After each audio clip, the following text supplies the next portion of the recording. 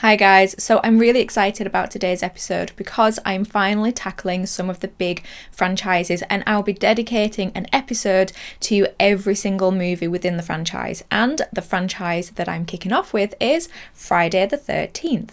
I'm going to be making my way through all 12, yes that's right, all 12 of the movies in the franchise, including the Nightmare on Elm Street crossover Freddy vs Jason and the 2009 remake. Now I suppose I should have done the same thing for Scream and dedicated a single episode to each of the films, you know, considering it is my favourite horror franchise of all time and one of the most important franchises to me of all time, but instead I just sort of lumped them all together in one ranking episode. But I am really proud of that episode, and perhaps I will revisit those films in the future and dedicate episodes to each of the movies.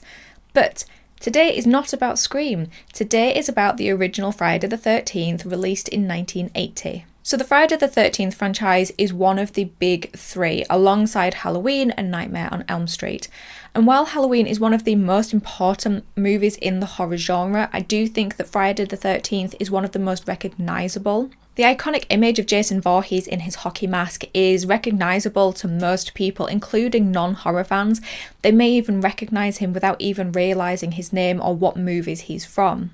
So after seeing the box office success of Halloween on its release, Sean S. Cunningham, the producer and director of Friday the 13th, asked his friend and writer Victor Miller to, quote, rip it off, and so they created Friday the 13th. Although in the beginning, when they began to market the movie, all they had at that point was a title and a general idea of what it would be about, there wasn't even a script at that point. So I think most people would agree that one of the best elements of Friday the 13th is the kills and the incredible special effects done by Tom Savini.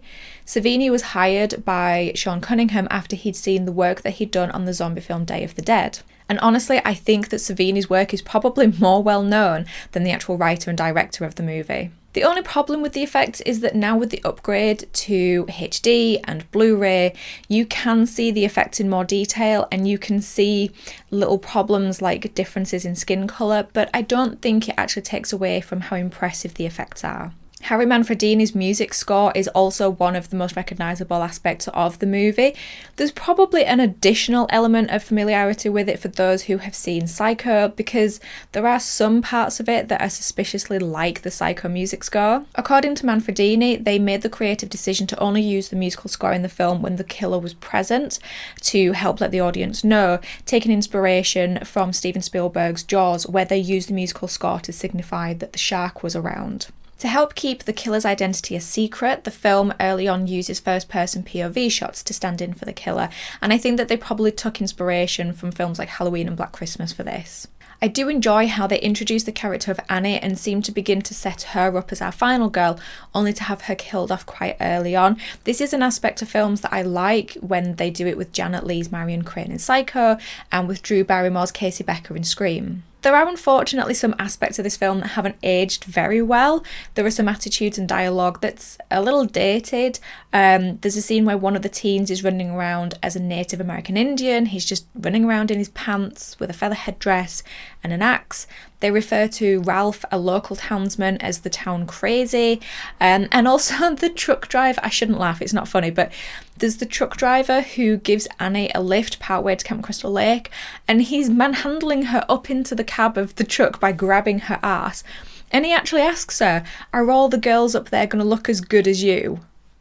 And I can't help but feel that the hitchhiking element dates the film a little bit. I mean, the whole idea of hitchhiking to me is terrifying. Just the idea of this woman, you know, this young woman being out there on her own with people she doesn't know, in an area she doesn't know, just accepting lifts from random strangers. Yeah, it seems really scary to me. Do people even hitchhike these days? I can overlook the dated attitudes and dialogue because attitudes and social norms change and evolve over time, and I don't think that should be held against the movie if the movie is just reflecting attitudes over the time. However, I cannot and will not overlook the scene where they actually kill a real live snake. So in the scene where a snake manages to sneak into one of the cabins and the teens come in and they're chasing it and they kill it, well, they actually killed that snake. You are watching a snake die on film there. It wasn't even a wild random snake that they found in the woods, not that that would make it any better, but this was somebody's pet and they had no idea that they were going to kill it. It's not okay, and I don't watch that scene. I really love the location that they use for Camp Crystal Lake. They filmed an actual working Boy Scout camp called Nobi Bosco, which is still currently used as a summer camp. There's just so much space and variety of setting to use, which I really enjoy. There's the woods, the cabins, the archery range, the lake dock. I also really love the range of weather in the film as well. I think that the sunny, warm weather is a really good backdrop for the counselors goofing about and working early on, and then when the storm hits, it adds an element of coziness, I think, in the beginning, but then the thunder and the rain adds to the element of threat as well. And I think that they capture some really gorgeous shots of the lake where the water's really placid and you can just see the reflection of all the trees in the water. I actually enjoy the characters in Friday the 13th. I think that they managed to create a pretty good group of likeable characters in both the teens and the local townspeople.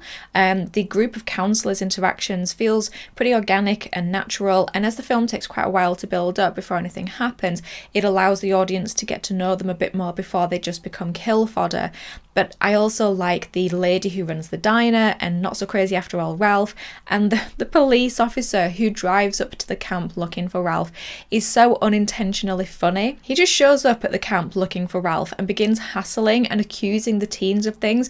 I mean, Kevin Bacon's character, is he called Jack? He just walks up to the officer and he says, "Oh, nice bike," and the officer grabs him and asks him, "Have you been smoking, boy?" I know there are a few people who consider the original Friday the 13th to be quite boring, and I can understand why they would think that, because outside of Annie's death, there's not really a great deal that happens in the first half of the film. But in an odd way, I do quite enjoy that. I think it depends on what time of day you watch it. If you watch it sort of midday as just an easy afternoon watch, I do quite enjoy how we're just following these people go through the day. They're working, they're goofing about, they're making food for dinner, they're basically just minding their own business on what seems like a normal day before they're picked off one by one and everything just goes to hell. I will admit that there are a couple of shots that go on for too long, apart from the Ralph riding off on his bicycle where the camera just lingers on him for too long. No, that's great. But watching Alice make coffee for 10 minutes?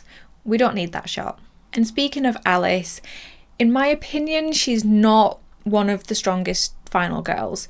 Pre-stuff kicking off, she seems like a pretty capable and likeable person. She's mucking in with the physical labour, she's making food for everybody, she's welcoming the new counsellors to the camp, but when everything does begin to kick off, there's none of that. There's no ingenuity, there's no relatability, and aside from a pretty successful wallop with a frying pan and a machete later on, there's no real strength in her either.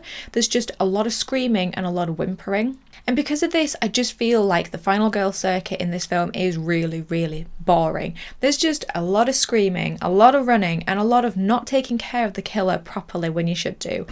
You told me to take care of him. Oh, I meant to take care of him, not take care of him.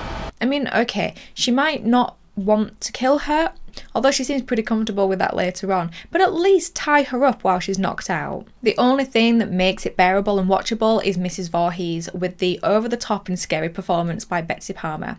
Mrs. Voorhees is a terrific serial killer, but is often forgotten about. This fact is played upon in the opening of the original Scream, where people forget that in the first film it was Jason's mother and not Jason that was the killer.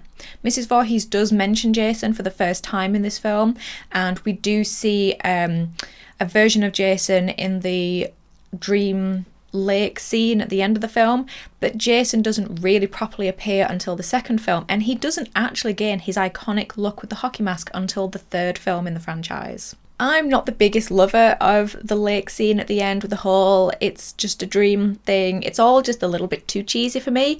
Don't get me wrong, it looks really pleasant. Again, those shots of the lake with the trees reflecting in the water. But it's the tra-la-la music and Alice smiling dreamily off into space after just lopping somebody's head off. But I get it. One last jump scare and hey guys, potential sequel. So that's it guys, my review of the original Friday the 13th movie. New series, new camera. Very exciting. I hope you guys enjoyed it. If you did, don't forget to click subscribe so you don't miss my review of Friday the 13th Part 2 that should be coming out next week, along with my What I Watched in January Letterboxd recap. In the meantime, thank you as always for stopping by. I really, really do appreciate it. Take care of yourselves, and I will talk to you in the next episode. Bye, guys.